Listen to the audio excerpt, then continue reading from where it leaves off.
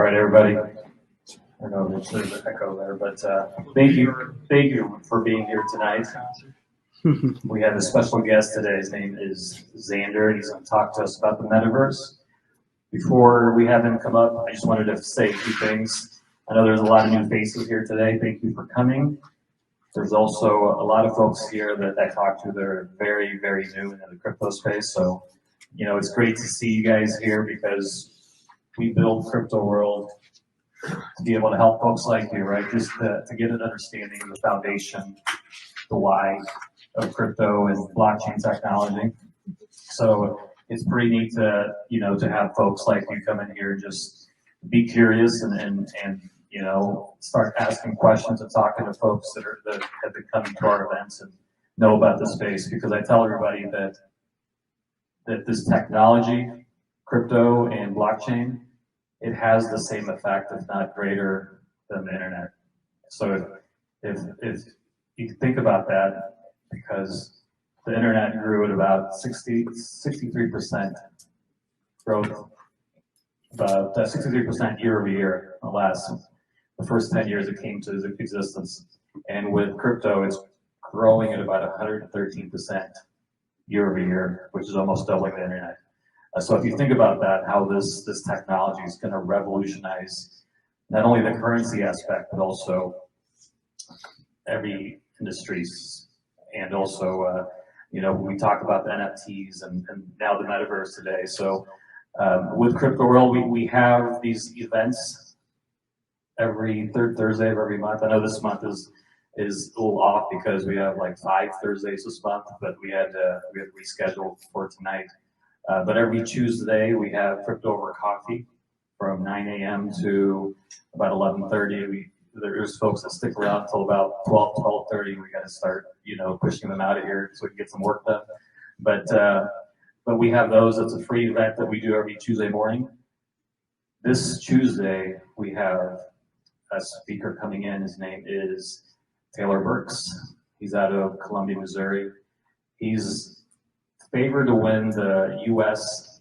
4th congressional seat over in D.C. So great guy for you guys to meet. He's the one also helping us. I don't know if you guys have heard, but we introduced the first crypto bill in the state of Missouri.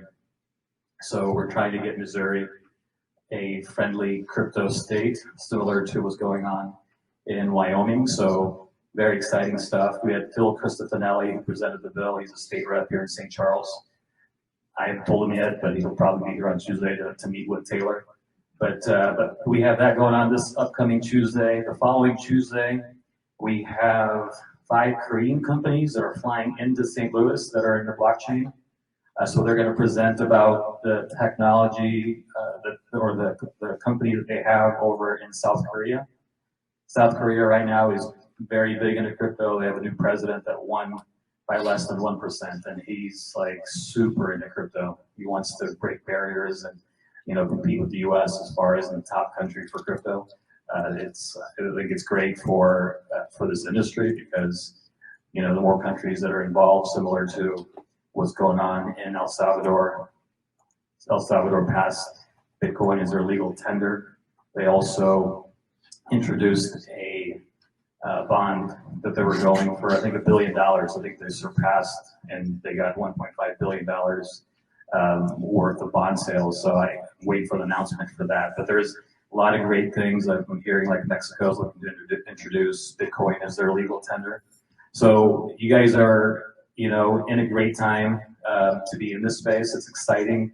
I know it's been 13 years since Bitcoin has been introduced, but you know, don't feel like you're too late, right? Because there's about 300 million people in the space. I think projections by 2025 is about 2 to 2.8 billion people, and so it's growing in leaps and bounds. For you guys to attend these type of events to learn about this space and just learn what's going on, I think it's great for you guys, and also, you know, the crypto space itself. But I wanted to have the Beer Sauce come up here and talk for a few minutes. They're one of our sponsors. If you guys haven't had any beer yet, it's free, so have some beer. But Andrew, right? Yeah. Andrew. So I'm going to have Andrew speak for a few minutes about beer sauce and what they're doing. Camera's over here. Yeah. Beer sauce. So I am Andrew, the beer guy from Beer Sauce Shop. I like this reverb. So Beer Sauce Shop is an experiential retail shop. We're opening our 6th store in Tampa this summer. So we're currently franchising. So basically you walk in, it's like an adult wonderland. Granted, you drink beer and it's like barbecue. So we have 600 plus craft beers on the shelf. You come in, get a walking around beer from the draft bar. So we got 24 beers on draft. So you can drink beer while you're shopping for beer. 200 plus sauces and rubs you can try before you buy them. We have about 150 of our own brand. So that's really fun. We've got a full barbecue menu, and we do classes a lot like this, but focus on beer, barbecue, and whiskey. So if you like those things, that's what we do. We are currently franchising, so stop by, drink a free beer, sign up, and we'll let you know about events and all of that stuff. So this is our sauce bar here, beer bar here. We actually have our Bourbon Trail Festival coming up. So we do lots of fun stuff. We're close locations off Mid Rivers, right across from Red Robin there. We have them at Sunset Hills, Baldwin. Creed Core's opening soon, Tampa, and then Kansas City. So check us out on the web and come hang out with us. Cheers, guys. Thank you. Thank you, Andrew, with beer sauce. He mentioned a few things that I forgot to mention. So with Crypto World, this is the very first brick and mortar crypto store in the USA. So we've been open since August 24th, and we've been so busy right now because we have so many people that want to franchise this idea all over, not just all over the US, but all over the world. So we're very excited to be here in Missouri, in St. Charles, to be able to say that we have the very first location. We filed trademarks for the name. We're going through a campaign right now. You guys will probably hear about it. We're trying to raise about $5 million to expand our operations. So with Crypto World, we do have these events: crypto over coffee, Bitcoin over beer. We have merchandise, of course, but our main focus has been in the mining side. So we sell a lot of mining equipment. We're opening up hosting solutions for folks that don't want to mine at their homes. So we've signed some agreements with a few facilities that will allow us to offer their facilities for us to host. And also, once we get funded, we're going to set up Crypto World as staking pools. So that's on the roadmap. So you can stake your Cardano, your Ethereum, your Theta, anything that's proof of stake. So that's something that will hopefully keep the store sustainable. And we're hoping to open 500 locations in the next 3 to 4 years. It's a tall task. We just brought on a guy that opened up, started from one CBD store, and he opened up 500 CBD stores in 3 years. So we brought him on the team. We also have a cybersecurity expert that we just signed on.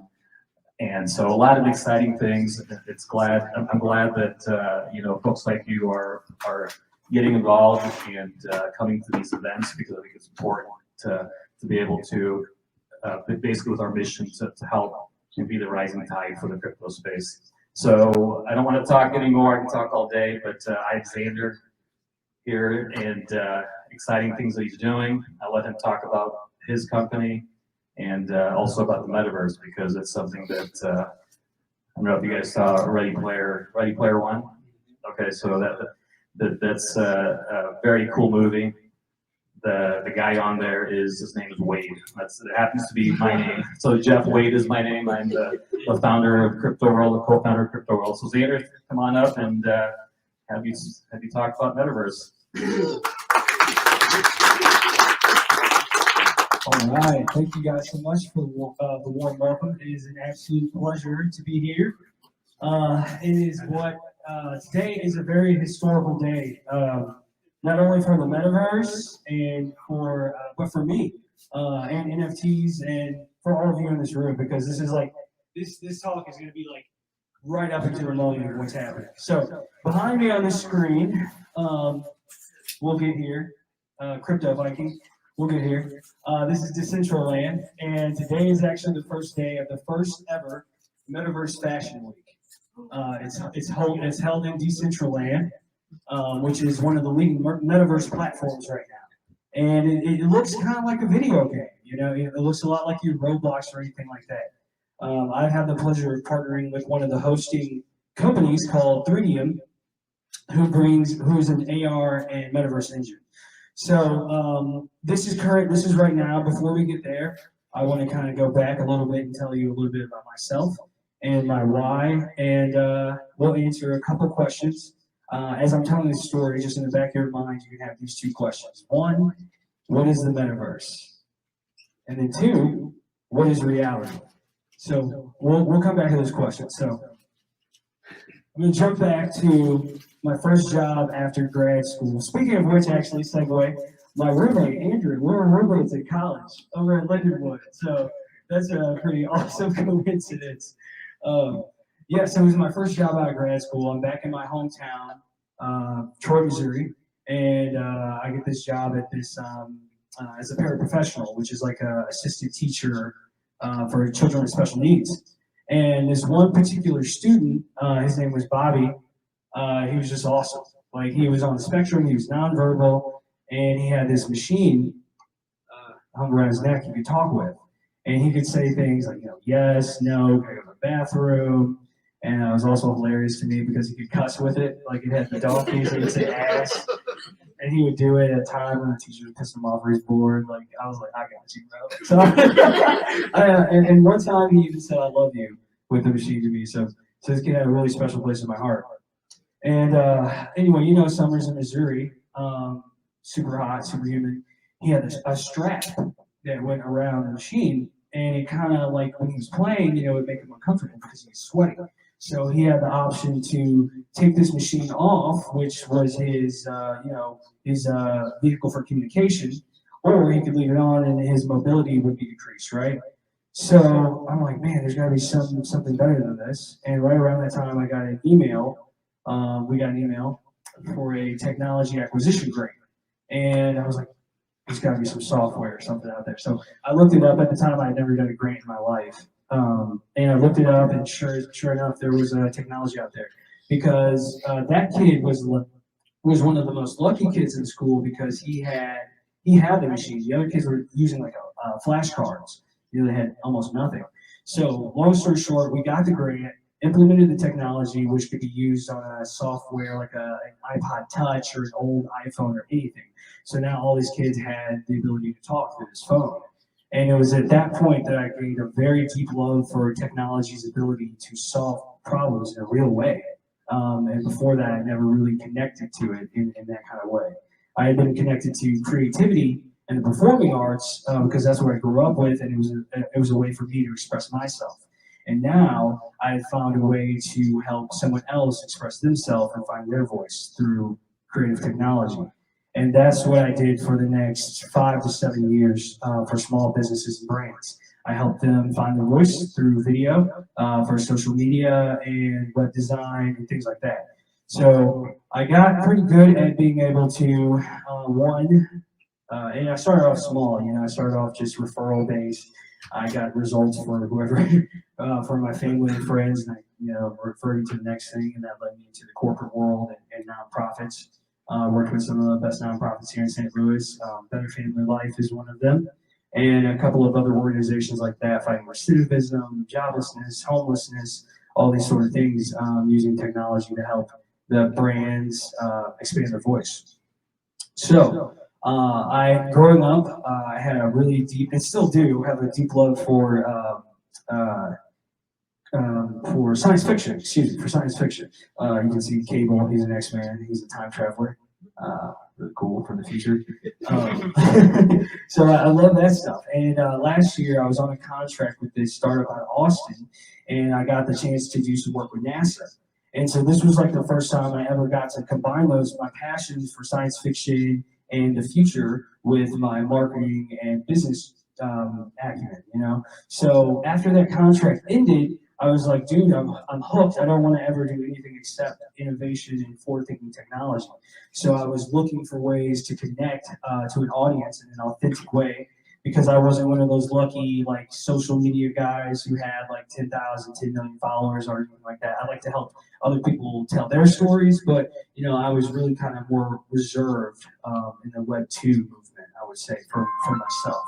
I like to put my art first and let it speak for itself. And it could cause some problems when you're trying to grow a social media account. So I like to help other people do it, but didn't do it so much for myself.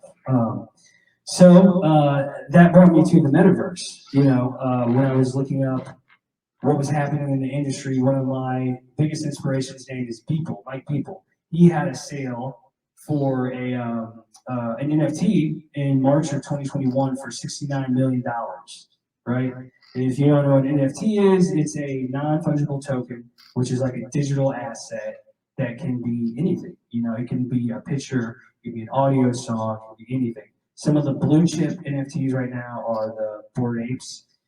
There's one of the instructors here who has a new ape. He's in the Bored Ape yacht club, which is like crazy to be a crypto world. So that's awesome.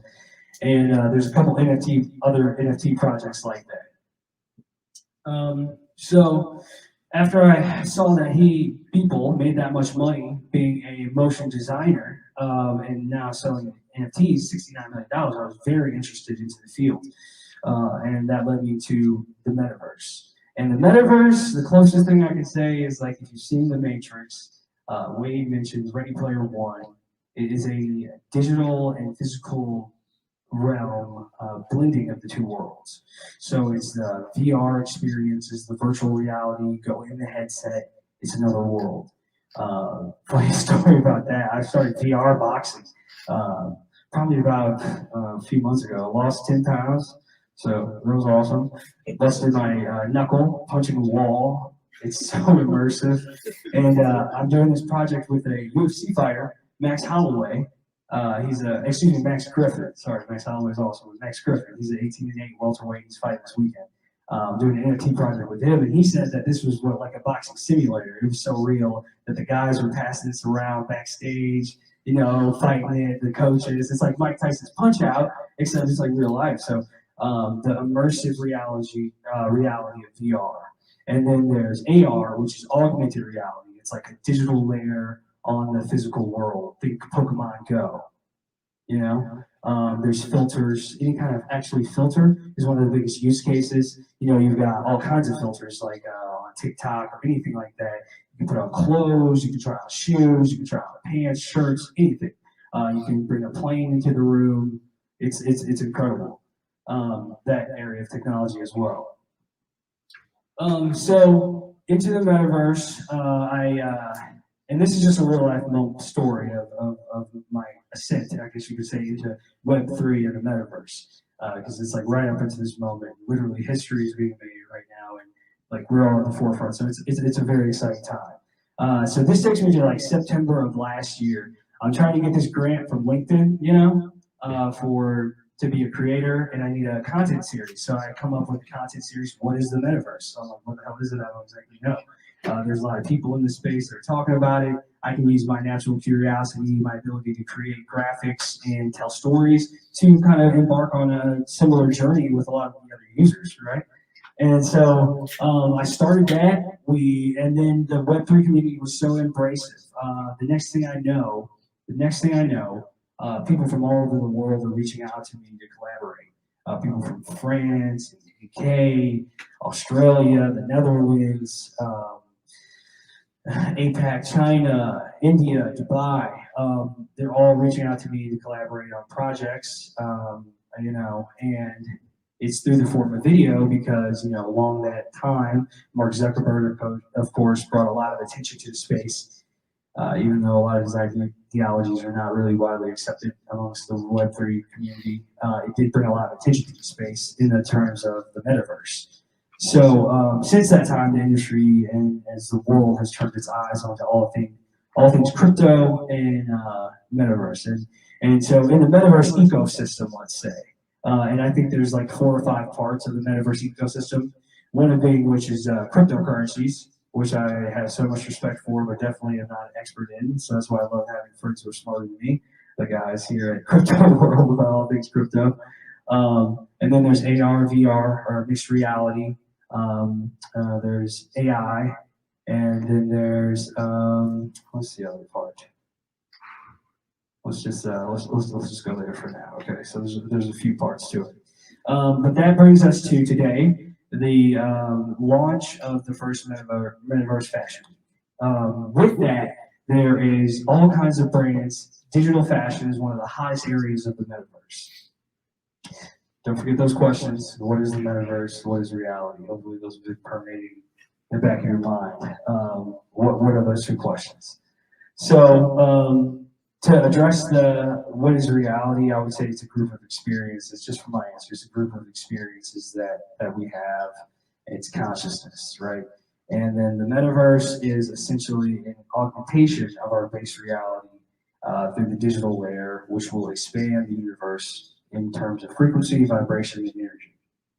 So what does that really mean? It means there's going to be a blending of the digital and physical layers, just like all of history has pointed us up toward this point, you know, with the, like Wade said, with the internet, with cell phones, and now cryptocurrency is the fastest adaptation of any technology. It's only going to continue to trend in that way as a technological optimist, we hope.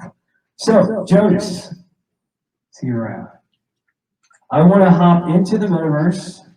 Jonas and I just did this when we were backstage. So I'd like to take you all on a first trip into the Metaverse if you've never been. This is one of the most popular ones. Decentraland. Is this already signed in? And Yes, sir. You should be good. I really want to get through my presentation so I can start taking questions because I think that's a little bit more exciting for me. I think for you guys. Okay.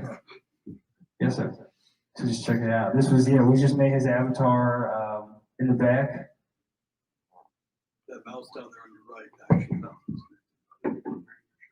Yeah, everybody stole my shirt. It's almost like they only had 10 shirts to choose from. Does Jonas's representation have his bold shoulders as well, or no? there's only like two bodies, right? Yeah, You didn't have makeup on. I couldn't show you. Right. But you look. Man, I'm looking kind of skinny. So we got here. It's the before and after. We got in here. We made a connected. We got in here, we connected his MetaMask wallet, we made a quick avatar, and now we are gonna hop. I mean, how long did it take, maybe like 2 minutes? Oh, yeah. The longest part was getting your MetaMask connected. Make sure we were in Chrome and not Brave. Right. Chrome. Always get go with Chrome. So we're gonna kind of hop into an event here. Did they not have the Viking hair skin? Or? They also did not have that. Okay, just check. Why not Brave? Huh? Why not Brave browser? Oh, I guess. Where's the cybersecurity guys? I don't know. Decentraland, something about connecting with MetaMask wallet through Brave browser. It just the browser's not supported yet. Oh. So Decentraland is right now probably the largest metaverse that has the most hype right now. Essentially it's like a digital real estate. You know, you sell land within it, you can build things in it, you can sell e-commerce and just have experiences. So like I said, the brands that are in Metaverse Fashion Week, I'm sorry I didn't mention, but there's GM, Estee Lauder, Dolce & Gabbana, Mercedes, DKNY, and then a lot of also Web3 projects like the Dead Fellas. Who else?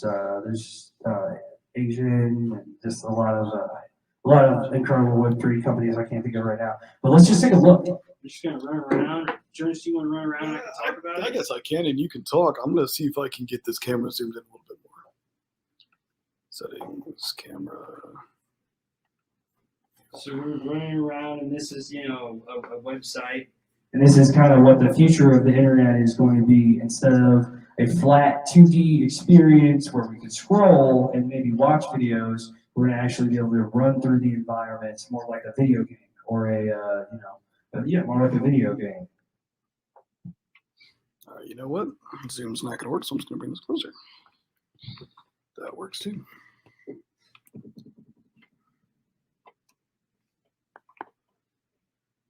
So let's see if I can get to this 3D Plaza.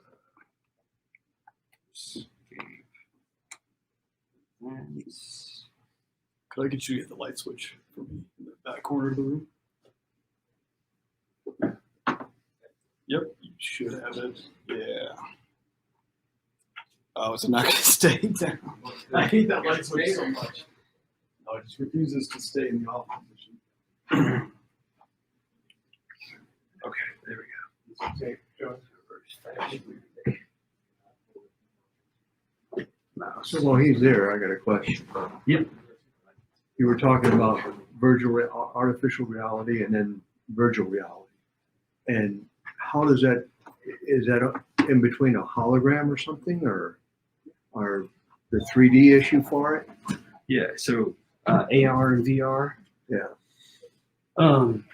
Yeah, they're gonna kind of both be the same, I would say. Eventually, there's not gonna be so much alarm. Like it's kind of like how cameras now or phones now they do video and photography.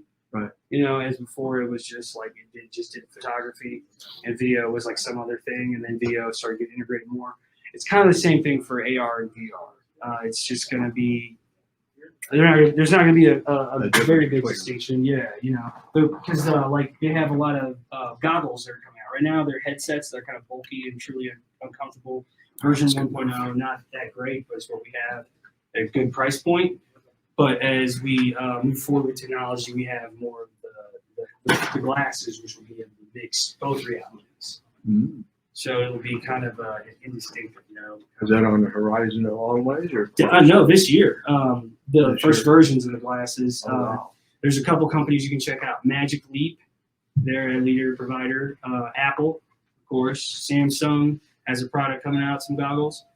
And there's this other So it's company changing fast. changing pretty fast. Yeah, probably in the next 3 to 5 years, there's a little bit cheaper to manufacture in other countries. Some countries like India, India or China, I lost. But they skipped the desktop. You know, they went straight to the cell phone because it's more easy to mass produce, get everybody's hands on it. It's going to be a similar thing with the goggles. They're going to be much easier to produce. Do you want me going anywhere? No, sure. Yes. So this is the company that I work with them to produce video productions to help build this. Here's GM. They're actually they're debuting a couple of electric cars, Which is awesome because in the metaverse, it can be prototypes, you know, and there's no physics. So they can come out with a fucking flying car if they can get it right and debut it in the metaverse. If it does, and you know, it's not flying, but if it's a model that does well in the metaverse and they're selling for, let's say, $100 and they sell a lot of those, then they may actually move the car into production. And some of these cars are in production, so that's pretty cool. I was gonna check out the car in 3D. Yeah, Nestle had a really interesting use case. Oh wow, yeah. Just check out the car and I think our internet's a little bit too slow to handle this. But I mean, that's pretty cool, actually. Use your blinkers, Jonas. I don't even have a steering wheel, I don't think. yeah, it's autonomous. The turn signals, never mind. It's an autonomous vehicle, virtual simulation vehicle. I can be in the metaverse, playing on a metaverse game while I'm inside this car. Wow. Awesome. Yeah, you can. Okay, and then you can kind of see here. Just go to the icons and just right around the corner. There's Reserve the cat. Reserve a Cadillac Lyric. Wow. So you can, yeah, e-commerce. You can buy or reserve any kind of these items right in this space. You know, so you can. Right around on the other side of this. Okay. Yeah. Here's the company 3D. They're based out of the UK. You can stop right here and just leave it on the kitchen kind of area right here. This is a really interesting use case. this is by Nestle. and they had maybe the first 360 campaign. So they during the pandemic they shifted and started selling sleepwear because everyone's in their house. So they have that sleepwear, right? Yeah. I'm sorry to interrupt, but what is a 360 campaign? Oh, a 360 campaign means in both reality and the metaverse. A 360 marketing campaign.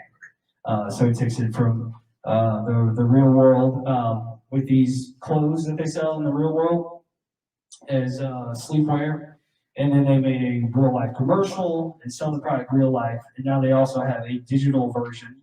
So you buy this digital asset, and you can actually put it on your avatar, and that's called a wearable. It's one of the biggest sweeping kind of things. Just like we express, like there was this question, like this parent asked his kids, "Why do you guys change your clothes in your video games every day?" He's like, "Why do you change your clothes in real life every day?" You know, it's just the way we express ourselves. So as our identities become more digital fashion and digital wearables will become more of an integrated part into our lives. And so you can order a digital piece of clothing and then receive a real life version of that same article of clothing at your door. So we'll have, you buy a jacket you like in the metaverse, you can get it in real life. But in real life, you can put it in the metaverse. Digital flex. Yeah, digital flex. Yeah, that's, This is by Diageo, one of the largest vendors, right? You know Diageo? They're one of the largest liqueur, wine, and liqueur spirit dealers in the world. But we've got spirit sales. Okay. Can you go over here to that? So I want to spend 10 minutes. Yeah, and this is age gated, so even though it's a metaverse, we had to actually come up with a way, because it's an alcohol brand, to keep minors out. How do I? Oh, you just put hit escape, There you go. and then you can type it. I really know my birthday. Perfect. Okay, welcome to the bar.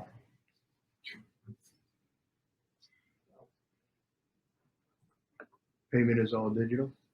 Payment's all digital. You can pay with cryptocurrencies or fiat, I guess.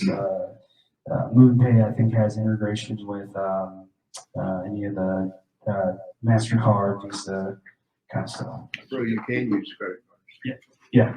Yep, you can use the credit card. The bar was 2 cents.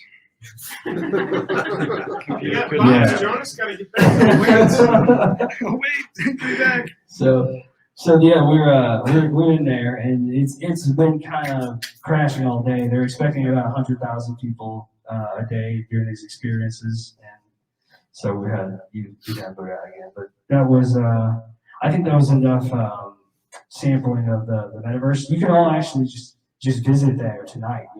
You can go to decentraland.org and check out what's going on. Well, what kind of functionality have you and your cohorts been talking about in regard to usage here? Because this is a great, occupy your time thing, but where likely might we see some functionality that you can grow value in? Right. The entertainment industry is one of the biggest industries on the planet. Video games, movies, all those sort of things. We'll start to see onboarding from those industries, but then we'll also start to see, and you mean the metaverse in general, or just this like? I mean the graph. When you go metaverse, you've explained that. Mm-hmm. Now the why of the metaverse is what I'm looking at. Like a couple that I would pick here are, you can go and look at brands that are going to issue real life things before you'll actually ever see them in stores. That's something I would call a function of the metaverse. And I dig that. But somewhere where there's a function tied to what's going on, because I think that's also the key to crypto. When you say the word cryptocurrency, it doesn't really mean shit to anybody. Yeah. But when you start talking about how there's a better rate than any savings account can have, okay, well that starts to pique people's interests. And that's what I'm looking for from something like this. Definitely. So I'll tell you one really interesting use case. It actually has to deal with, oh yeah, he's grooving over here. It has to do with my, the very first NFT. So there is a blind designer by the name of Natalie Trevon. And she collaborated with a creative technologist and CTO. His name's Ernest. He's the CEO of Ignisverse. Together, they created a wedding dress. She lost her sight at 18, let's say. And say the second word in this verse. Ignisverse. It's just the name of his company. Like ignition, Ignition. start Okay, fire, gotcha. yeah. Okay. So together they created a wedding dress. She dictated to him what it should look like, how it should be designed, and all these things. And he, through digital art, created it. Then I entered in the picture, and they told me about this, and I was like, man, this is a moment of Metaverse mythology because it's an NFT, right? A blind wedding designer created an NFT. They didn't need the fabric, so they could use digital fabric. There was no limit. He could create it and dictate it to her, and I wanted to bring it to the market. So I brought the 3D wedding dress to 3D, who created the AR filter and the version that you can wear in Decentraland, a wearable. And what we're going to do is sell this NFT. Right now it's listed starting at $250,000. We're hoping to sell it between 1 and 2, like a couple of other items have in this fashion, because we're selling the production rights. We want a fashion house like Tommy Hilfiger or Dolce & Gabbana to adapt this dress and put it into production. So and that's one way the metaverse can increase inclusion. It can, and it definitely boosts the creators' economy. Because there's while we want to partner with a large brand, we don't need them to distribute it. We have the platform. We're in the same space as them, as opposed to like to get in Milan or New York fashion. There'd be no way we could really be on the same stages as those level of fashion brands.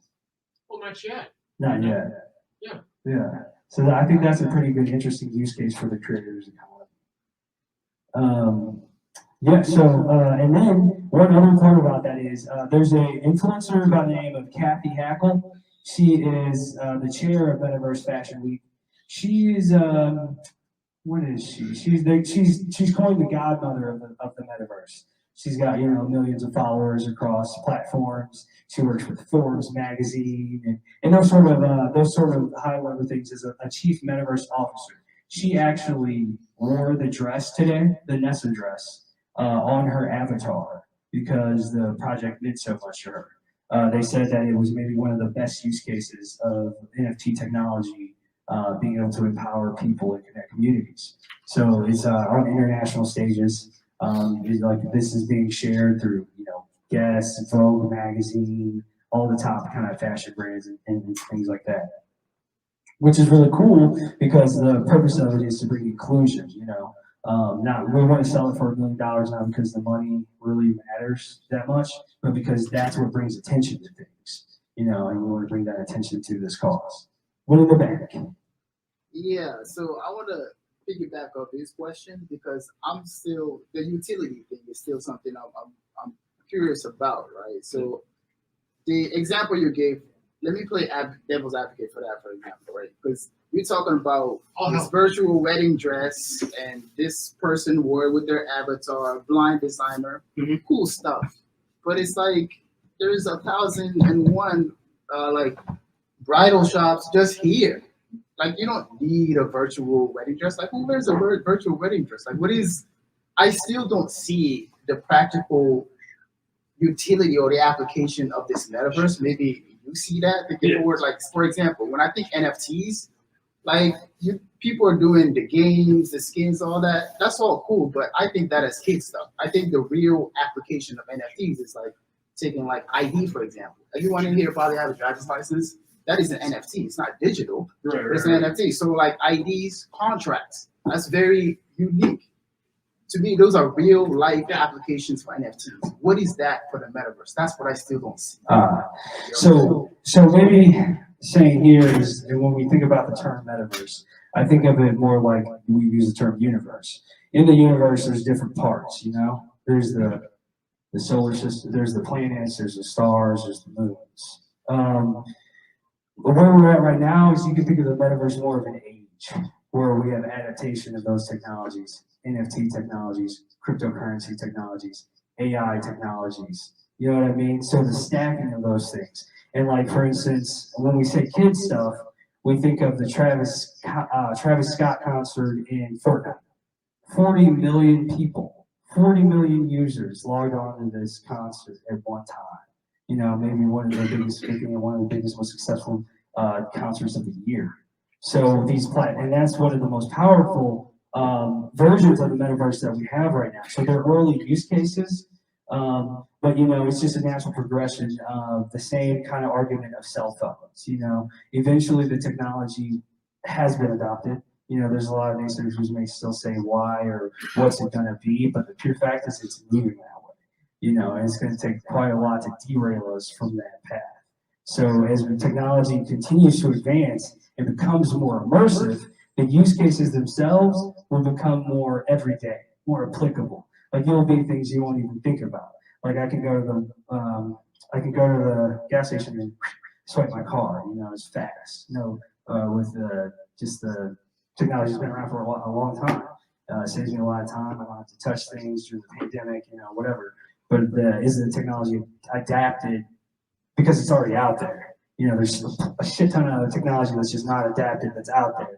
I think you're thinking more of the mass adoption and the economic engine. The economic engine, I think, is beyond a shadow of a doubt proven, you know, with the advancement of technology. But the use cases will be, that's one of the most interesting fields. I mean, the use cases are adopted to something new every day, you know, as it's adopted to all sorts of different uses. So that's a good thing, and more use cases will come up. But if you, as Metaverse as an ecosystem, as we adapt new technologies, but if you look at the advancements in each aspect of the ecosystem, you can kind of start to see, you know, where we're headed, which is non-physical. I'd like to join you in trying to capture that, because the utility and the function piece is the instant sellability of everything that we're looking at.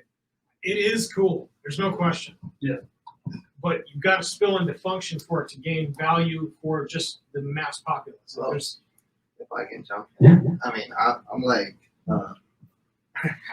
I tried Sandbox, you know, run like every metaverse they have their own economy.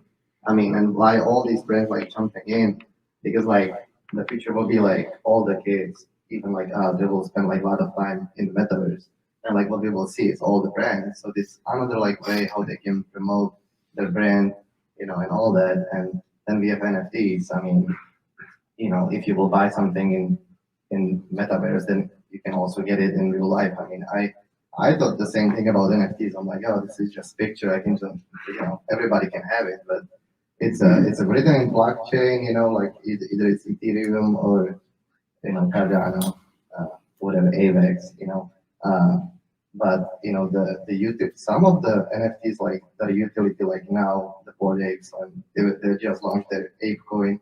That was like, if you had one NFT, like you got I believe it was like from $100,000 or something, which is like, it's crazy, you know. And then some of this, it's like another way how you can connect with other people. I mean, I have some NFTs where I can, you know, I'm in this group with another like just 100 people, and one of them is like this guy. He's like famous YouTuber in the UK, you know, like really good day trader when it comes to crypto, and innovator and all that. So I mean the utility that you can get from NFTs, or like, you know, for them, like if you go to Sandbox, I mean, you can have all the experience and you will get rewarded for Sandbox token, which is I believe like $3 now. So you know, I mean there's like, even like, you know, especially if people like make money right now, and it's the right time to jump in, I believe.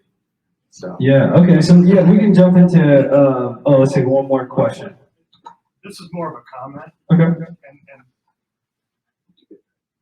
this is more of a comment that this is the first time I've ever seen this. I'm not a gamer. I don't do any of that stuff. And Mike, you're looking for a value proposition in here, some way, shape, manner, or form, as you were. function beyond time suck is what I'm looking for. That's even over my head. So, as a layperson, your comment earlier that this appears to be an aggregation of a lot of different technologies converging at the same time. Just timing, if nothing else. And somebody seeing opportunities. Maybe I'm expecting a little too much right now from it because it's not there yet. But the reason that people are hopping in right now is because they don't know what's going to shake out from all this. Is that a fair assessment? Definitely, definitely. Maybe it helps compare to like the internet in 1996. A lot of the leaders in the space will say it's similar to that space. You know, there will be .coms boom. There will be a lot of NFT projects that fail. There will probably be a lot of technologies that ultimately fail. I mean, remember? Does anybody remember what was it? Blu-ray versus what was the other? Yeah, the HD DVD, right, yeah. One of them failed. It doesn't matter. We don't think about it ever because we moved right on and we moved on to the next thing. So that was a beautiful, I think that was very well illustrated.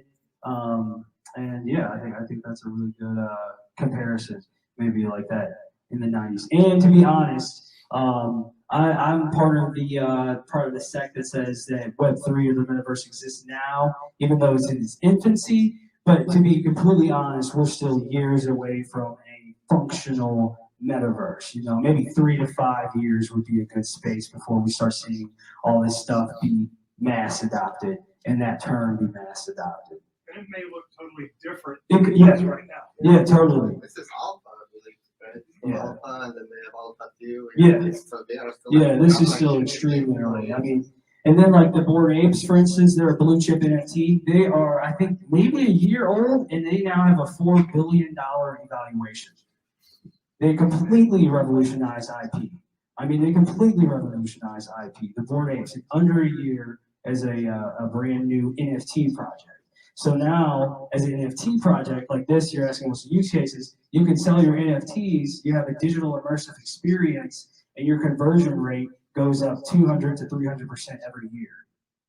The artist gets 10% or what? Yeah. Yeah, Exactly. artist gets Yeah. the money, which is Secondary market. I think it's amazing for artists. And for First time. definitely. And what we're So seeing is here's my point. Yeah. NFT marketplace. Check. That's Yeah. functionality. That's what I'm talking about. And I'm yeah. not talking about telling us every single functionality ever in time. I'm talking about any. So Totally. that's one of them Yeah. that I totally believe in. The thing with the fashion thing is also kick ass. You know, that's great. That's another one. Mhm. Just having a mass list of that would be awesome. Yeah. Love that. That's true. That's true. Okay, and so yeah, and I hope to illustrate my own path and journey with the metaverse. And maybe like a year ago, you know, I was just the same as any of my competitors in the area of digital marketing and advertising. You know, struggling to get some local gigs, trying to get some other gigs. And now today, you know, literally every day in my inbox, there's CEOs from all over the planet. And some of the biggest brands in the world asking me for my expertise and asking me to collaborate. And I'm not some sort of fucking Elon Musk. You know what I mean? I make really good videos. I listen very well. And I understand how the technologies work together with my technology partners. Like I said, the convergence of those technologies and the timing. I have partners in 3D and AR. I have partners in the crypto world. I have partners in 3D and AR. I have partners that build Metaverse as a service, kind of like you'll have your website, they build it for you. So instead of like building on this platform, you know, you have Crypto World. Oh, yeah, sure. You'll have Crypto World verse, and you guys all go to Crypto World, and if you can't be here tonight, you can log into the Metaverse. And then if you have their token, you can access bonus classes and certain buildings that other people don't have access to. And, you know, you can add this layer of immersion. It's digital storytelling post.pro. Exclusivity door opening. Check. There's another one. That's. You see Yeah. where I'm going? Yeah, definitely. You quickly talked about how you're part of a different sect that believes that the metaverse is in right now. can you briefly talk about the different philosophical groups within the metaverse, just so I get an understanding of the ecosystem? Yeah, definitely. So there's those. The metaverse, if you ask 10 different people, you're probably going to get 10 different experts, you'll probably get 10 different explanations, to be 100% honest and fair to everyone in this room. I do not pretend to have all the answers. I am sharing with you what I have gained so far on my journey, which is almost more of an age, kind of like the Renaissance, the metaverse is when the convergence of those technologies and technological innovations allows us to, live in this immersive digital world that we're not quite yet there, but we're not on the door. That post-op pro. Yes, no problem. It's obnoxious. So even though the different groups of people that are quote unquote experts inside the metaverse have differing opinions on its state and its use case, And its definition. Yeah, if you look up the word metaverse right now, it's not in the dictionary. They tend to work together though, or? Because there's so many experts. You have your cryptocurrency experts, you have your AI experts, your finance experts, and there's so for this Metaverse fashion show, for instance, the brands that are onboarding, we're having a hard time onboarding them. I'll tell you a couple stories because they don't know internally which department the Metaverse falls into. Kind of like when social media came out, it was like, is it the marketing department? Who is it? It wasn't taken serious. People were mad at photographers in the front row, social media influencers. So it's a similar thing. And then so there's that part of it for brands onboarding. They don't know whose department it is, and it's expensive. Plots of land can go for $250,000 in Decentraland or more, millions of dollars. So it's a big investment. And then the second part is. It's the IP rights are probably one of the biggest things. IP law and IP rights. I work with some Web3 attorneys. I help do their branding and they help me navigate the waters a little bit. But let's say Hugo Boss, they're a pretty young fashion brand. They were gonna be in the Metaverse fashion show, but I'm not saying that, but they actually had to pull because another company had the rights to their name in the digital video game verse. So even though it was their name in the real world, they did not own the name in the metaverse, which falls in a video game territory. That's awesome. This is great. Yeah, so it's wild to see these kinds of things happen in real time. I mean, nobody would have predicted that all the brands are going to be going into the video games world. All the major brands.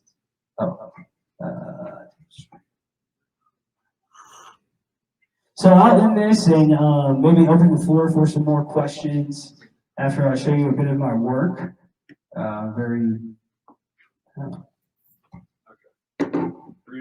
gonna two-hand this. Get it done. What is going on? It's gotta have these things bookmarked. Yeah, this is my laptop. So.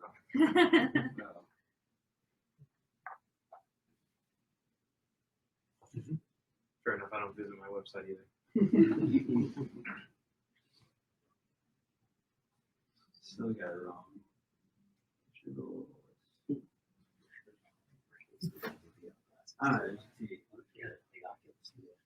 Spelling is hard. So much.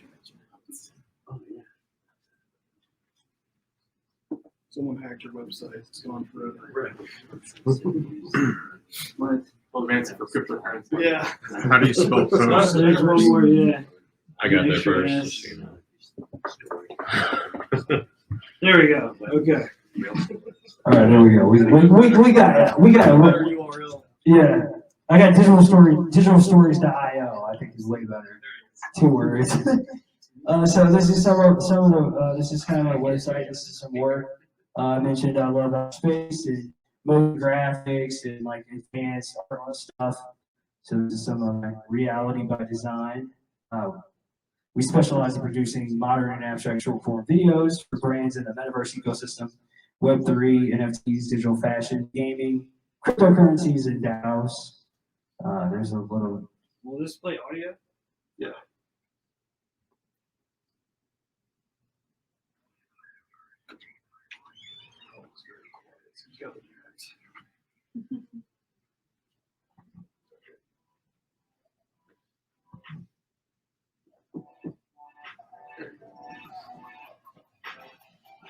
Are these renders something you jam? Some of them are custom situations, some of them are not. I have a team too. A wave of curious minds, technologists, inventors, futurists, investors, and consumers, all in the form of metaverse travelers emerged.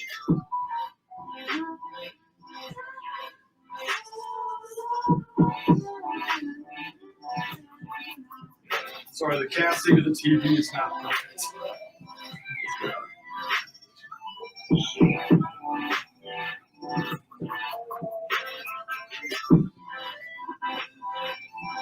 Is the moniker Metaverse now owned by somebody or an entity?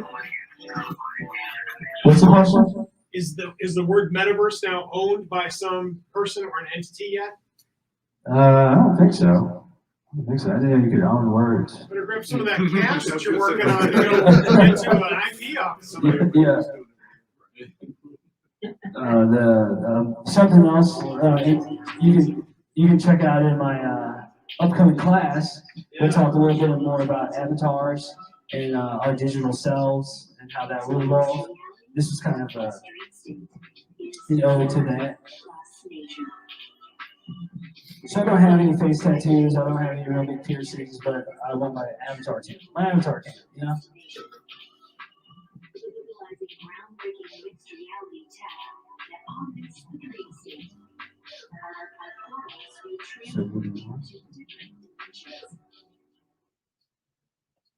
This is just a bit about why video, and this is just some more examples. I invite you to check out my site. Really, for the most up-to-date things, you can find me on LinkedIn at Xander Simms. Really easy, XanderSimms. Sims, like the Sims video game, like simulation theory, like simulated universe, and Xander, like Alexander. Avatar, of course, taking over a couple crypto projects I talked about. There's these board apes I was talking about.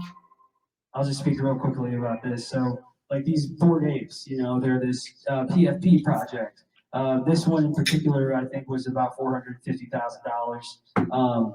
Just the artwork in here, and I collaborated with those NFT holders to create kind of a new experience for their artwork. Because I mean, when you have an artwork that's worth that much money, you want to display it, right? You want it to look amazing. You want to share that experience. You want to show it off on social media because not everybody's coming in your home, you know. So I kind of put the background on there, put it in a card, put a 3D effect on it, and make it something that they can display either through AR, through their phone, or just a video on social media. And there's some other creative works. And this is some of the digital fashion that I've created. So we'll just see a couple of these garments. And these are only available in the Metaverse for this particular use case. Yes. So you're mainly talking about Decentraland? Or It's not coming to late? Oh, no, you're fine. Yeah, when we talk about Metaverse, so Decentraland is one of the best use cases, and we talked a lot about it tonight because tonight's the first opening night of the Metaverse Fashion Week held at Decentraland. And Decentraland is kind of maybe the king of the metaverses right now. It's the most well-known, the most popular. So we talked about that. We talked about my understanding and kind of explanation of the metaverse was the convergence of a few core technologies that bring a new era of human interaction with the digital world. Is Decentraland open source, or how open source is it? I'm not quite sure how open source it is. It is ran. I know the deciding body who decides things like financials and stuff is ran by a DAO, which you can become a member of by buying the tokens. But I'm not sure exactly how decentralized it is. Yeah. Also, how does moderation work inside the Decentraland in particular? There's in the engine there's a profanity filter. I'm not 100% sure to what limit that limits to, you know. What are the limits of users submitting their own digital garments, I guess, for example? And what if someone decided to make a copycat, of Supreme or whatever high-end brand and undersell the person because just code, and if it's being shared to computers, someone could rip the digital files and be a copycat. I mean, currently there's no real market for it, I mean, because no one really cares, but that already leads the way into real life. People buying brands, buying imitation brands, or some direct ripoffs. Right. No, yeah, there's a lot of that in the industry right now, absolutely. Even the largest NFT market, OpenSea, constantly has to update because of security threats. I've had a couple of things happen to me to where I put a bid on an object and it, disappeared. But so there's going to be a lot of employment for people like yourself in the near future.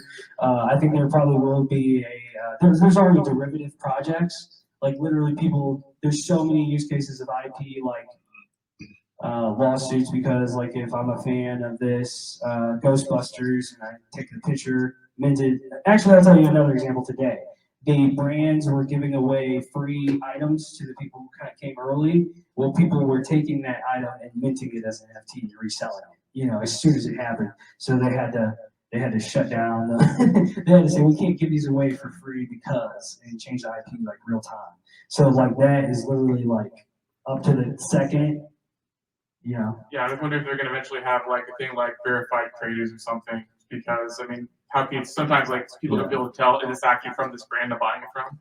That's true. Yeah. You can tell on the blockchain. Yeah, but also like how many people actually decide to check like transaction history? Like if I'm wearing it, you just see me. You can't see my blockchain history. Yeah, and maybe I wouldn't care either. Like, well, I just wanted a cool avatar. I wouldn't pay $25 million for it. Interesting. Interesting. Yeah, no, it's gonna be up to the second. So like the ape you were just showing spinning on 3D right there, that's something that somebody actually paid you to create to do with their ape?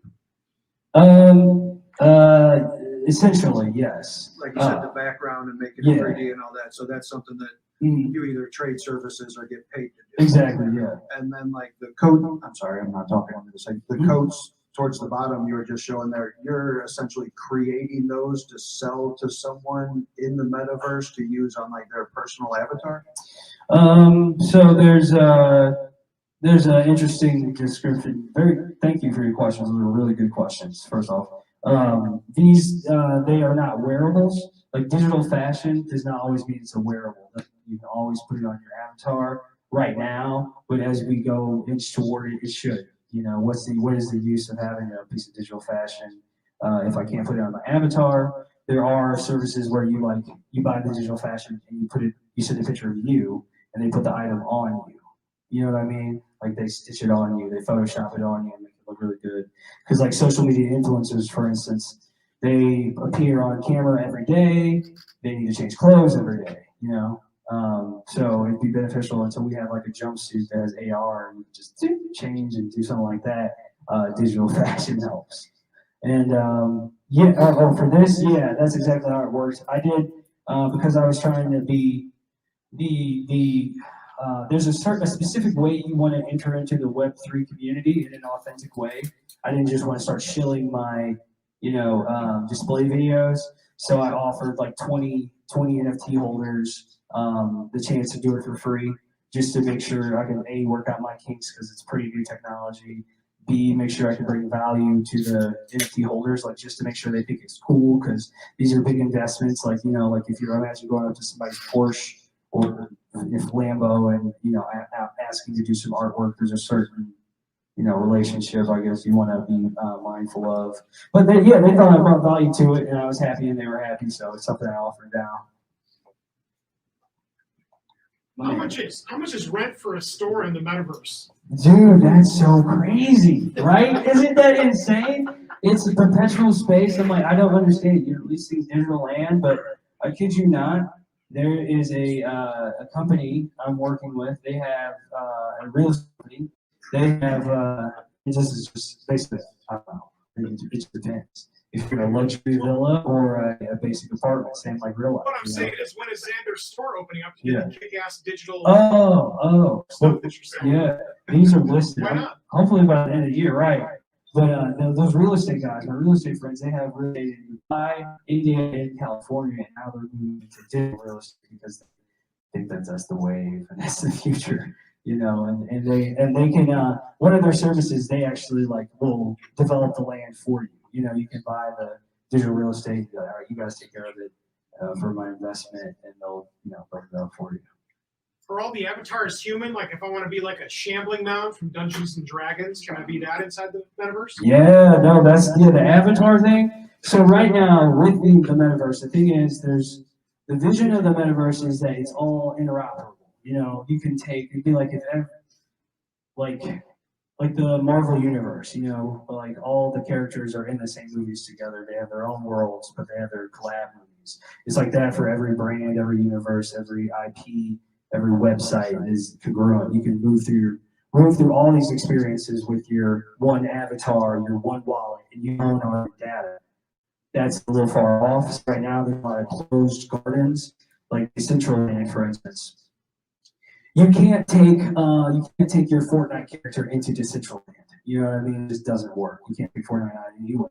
Not yet. Not yet. And you James can't. needs to make that path, right? Yeah, exactly. When we get there, that will be the interoperability that really empowers the web. Because right now it's like you buy something in one metaverse, you can't take it over here, you can't take it over here, and it doesn't work over here.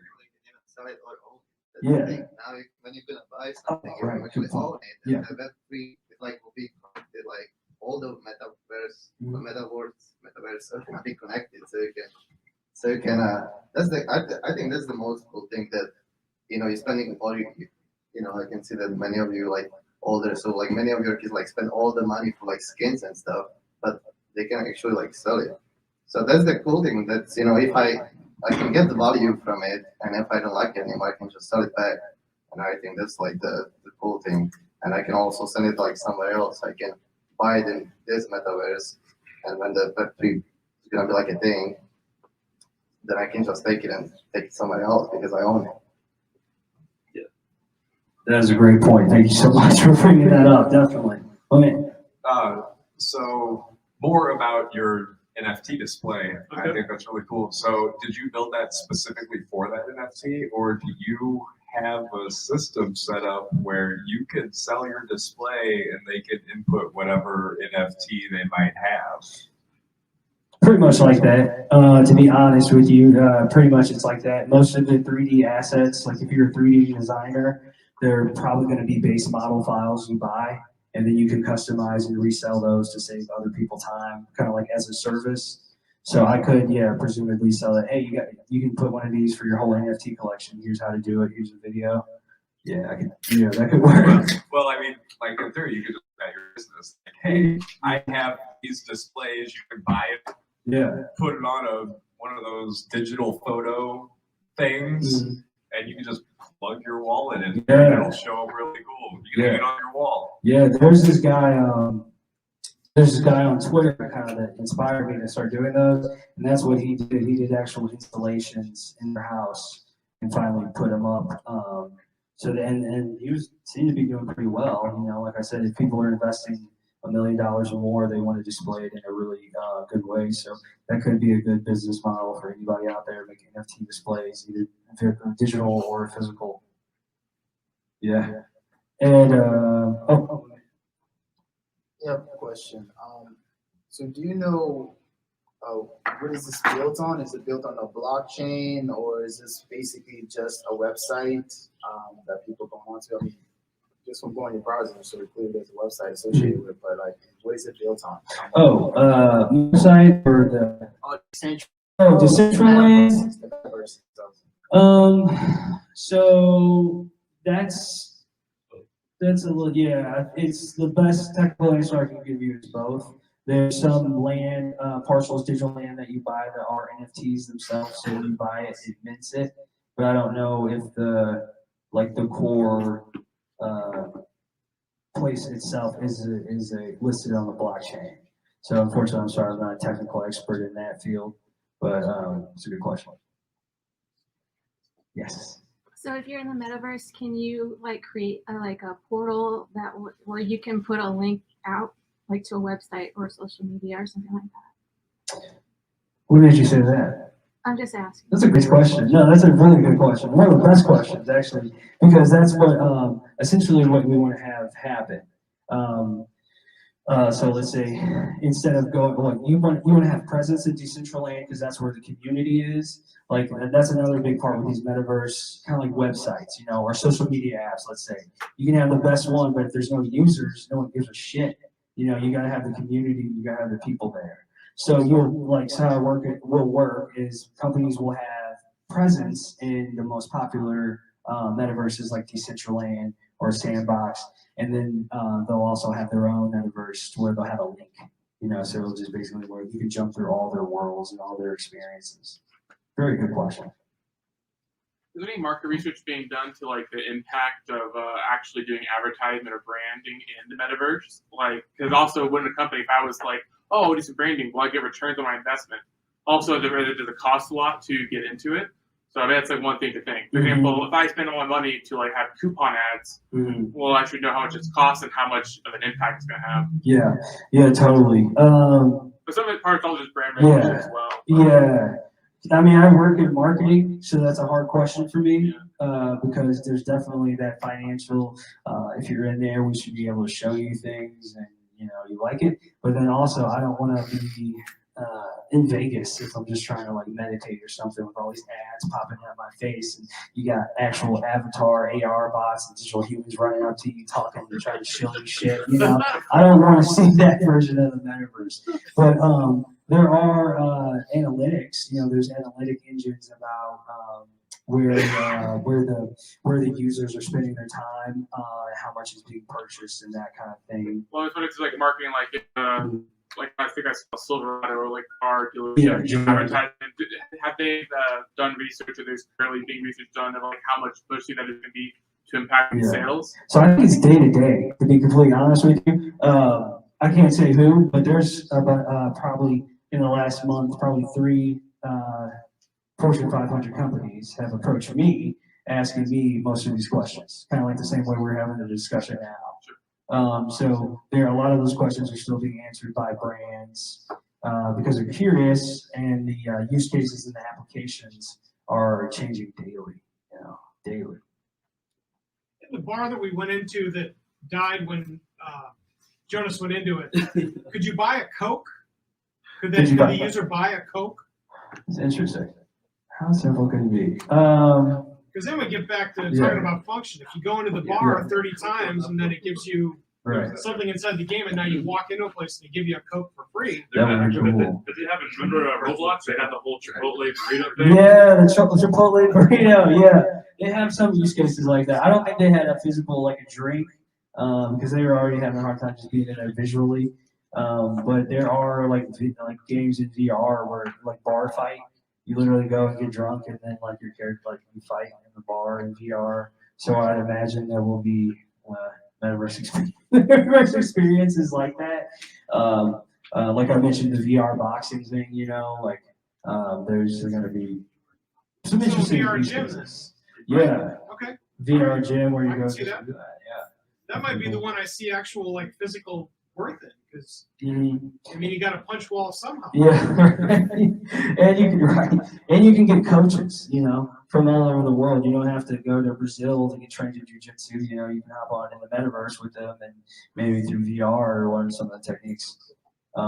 There's a couple companies too going with the Ready Player One theme that actually have full haptic suits. Tesla suit, not related to the Tesla car, which I just test drove in Texas for South by Southwest, and those things are incredible. But they have the Tesla suit, which is a fully immersive, like haptic feedback suit, goes over your whole body. They have one version right now.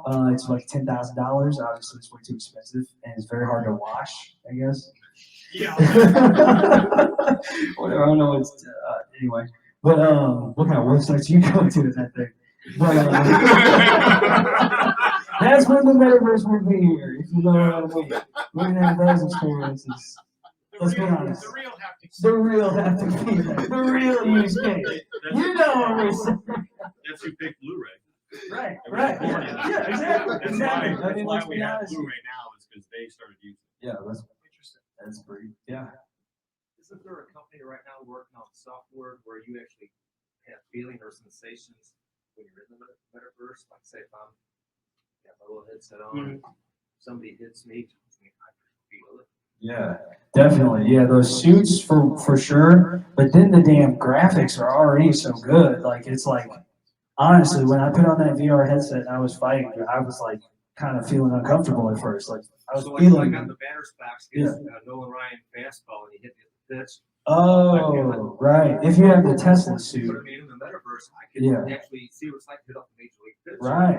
Good point. Yeah, and with the Tesla suit, they say they use it for military training. They say that the participants actually retain all the information better because of just the sensations. They use for training, military training, fire training, firemen, that kind of stuff, and they say the rates just skyrocket when they actually do the simulated training because they can throw them in any environment, any kind of situation, and it looks real, it feels real.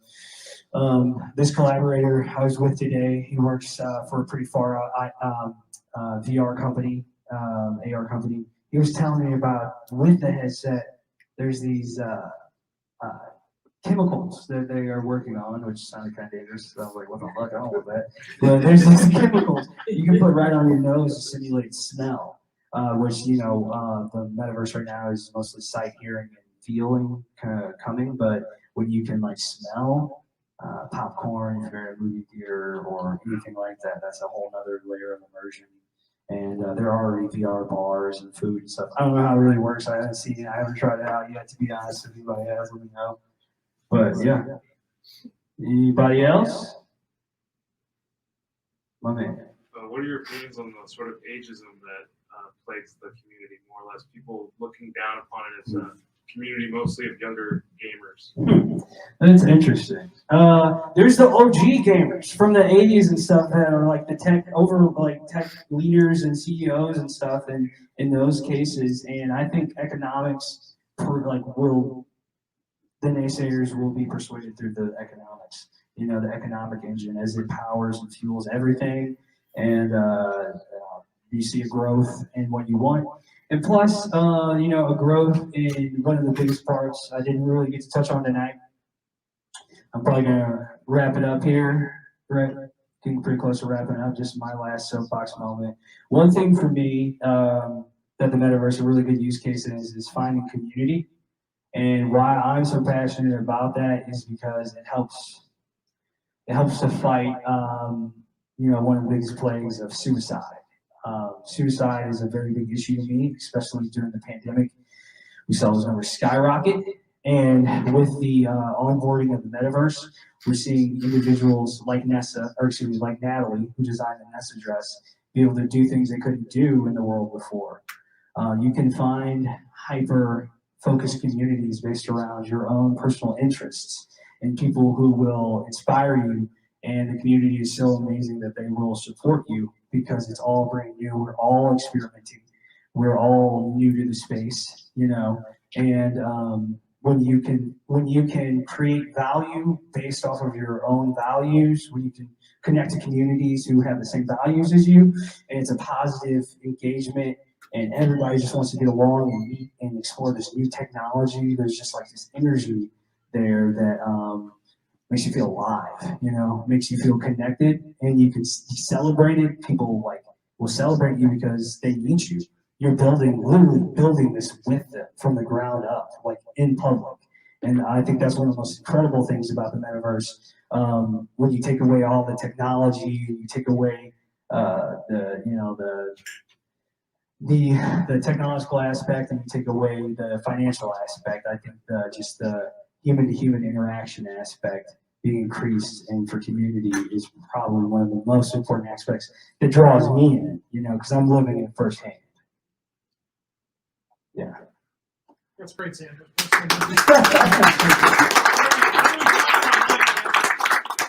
What's online? How do we find you? Yeah. Man, you can find me at Xander Simms on LinkedIn. That's been my mainstay where I stay the most. You can find me on the Crypto World website. I'll be teaching a course on the metaverse soon. Shameless plug there. And you can see I'll be at Fashion Week, Metaverse Fashion Week. Hopefully you guys can all if there's any takeaway, you can just go check that out. because that's a really easy way to just play around with the metaverse. You know, you'll have fun, dude. Like, me and this guy just ran around. We took a selfie of our avatars in the metaverse together, whatever. And he was like a huge CEO at some AR company. You know, he's like, I don't know what that is. He had never still been in the metaverse, like literally. You know, he works in VR and AR. This was his first time doing something like this. So it's so brand new that like you guys are. This is all alpha, alpha, alpha. You're probably in the top 15% of people who know anything about the metaverse just after this conversation. I would say it's that new, you know, and hopefully you inspire some curiosity and you guys will apply your already wonderful crypto knowledge or interest to just explore a little bit more and connect to some people who are on the same journey as you or inspire you. Great work. Thank you, Xander, for those that are new here at Crypto World. We do have classes anywhere from beginners classes into Bitcoin basics to NFT to mining and also the metaverse. We do also do we have group classes, so we can do it here at the store or we can do it online. We also have done one-to-one classes, so if somebody wants more customized help or they don't want to be in a group, we can do that also. We had a gentleman call us a few days ago that's kind of an interesting situation.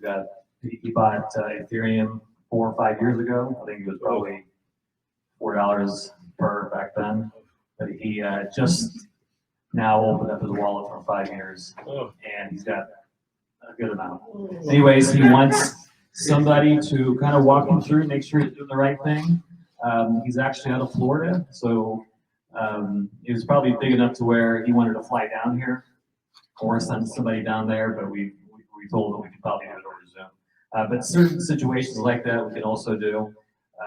But yeah, I mean, we do these great events. They're free events. So we have, like I said earlier, Crypto Over Coffee every Tuesday. We have this Tuesday we have, like I said, Taylor Burks, who's a big crypto guy. He's, like I said, he's favored to win the U.S. congressional seat from Missouri. You guys should come and just talk to him. And one of the things that he did was he accepted crypto for donations, and he's outraised his closest opponent by, I think, 3-1, pretty wide margin. So that's why he's favored to win that seat. And also we're talking with a few other politicians about being able to set up donations on their page. We did help pass, or I'm sorry, hopefully pass, but we have helped introduce the first crypto bill in the state of Missouri. You're using a lot of what Wyoming's doing for that. So hopefully Missouri one day will be up there with Wyoming and some of these other states that are more friendly to crypto. But thank you everybody for coming here today. Thank you for Beer Sauce for providing the free beer. I know I need to be careful because I had a couple too many drinks, but be careful getting back home. And if you guys just want to network and ask questions or talk, feel free to. Thank you, everybody. Thanks, Jim.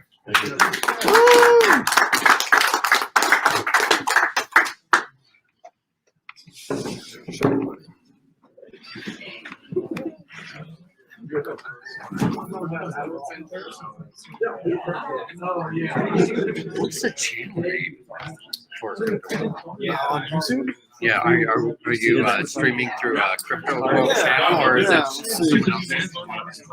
Waiting for mine. It's coming, it's coming. I just got your picture like yesterday.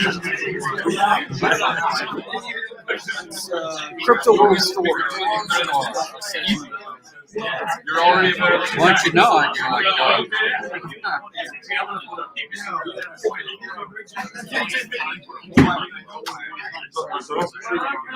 So what's your opinions on the philosophical, religious, spiritual aspects? I think the metaverse is